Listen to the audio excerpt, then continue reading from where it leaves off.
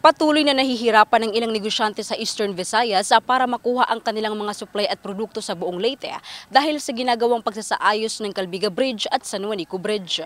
Nauna rito, nagpatupad ito ng weight limit sa mga sasakyang pwedeng makatawid sa Calbiga Bridge noong nakaraang linggo, habang ang San Juanico Bridge ay patuloy pa ring isinasaayos. Ayon kay Philippine Chamber of Commerce and Industry Tacloban and Leyte Chapter Eugene Tan, ang patuloy na pagkaantala sa pag-aayos ng ilang tulay ay nakaaapekto hindi lamang sa mga negosyante kundi maging sa mga consumer dahil may posibilidad na tumaas ang presyo ng mga produkto dahil sa hirap ng pagdadala ng mga ito sa Leyte. Dagdag pa nita na bilang isang negosyante, malaki ang kanilang nararanasang hirap dahil dodoblehin pa nila ang kanilang gastos sa pagdadala ng mga produkto dito sa Leyte kung kaya't hindi malayo na tumaas ang ilang presyo ng mga pangunahing bilihin. Ang Calbiga Bridge ay ginagamit na daan ng mga produkto mula sa Luzon area kaya malaking kawalan at problema sa mga taga-Rehiyon 8 ang pagsasaayos ng nasabing tulay. Una sa lahat, talagang napakalaking epekto ito para sa mga negosyante. Kahit pagsasara noon nung San Juanico, talagang ramdam na ramdam yung mga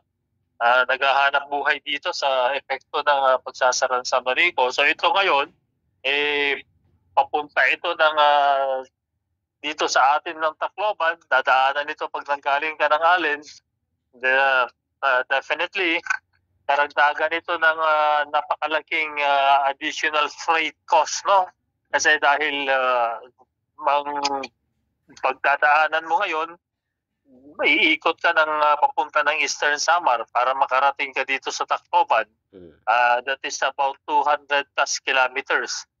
So medyo sa ngayon, ang totoong nangyayari dito sa pagnegosyohan sa City of Tacloban, sa mga members ng chamber din, talagang nararamdaman na napakahina ng negosyo.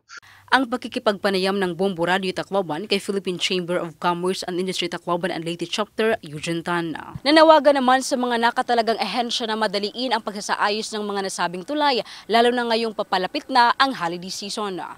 At yan ang ulat mula dito sa impila ng Bombo Radio Tacloban. Ito si Bombo Sheila Ensho. And this is Bombo Radio Philippines, the #1 and most trusted source of news and information. Basta Radio, Bombo.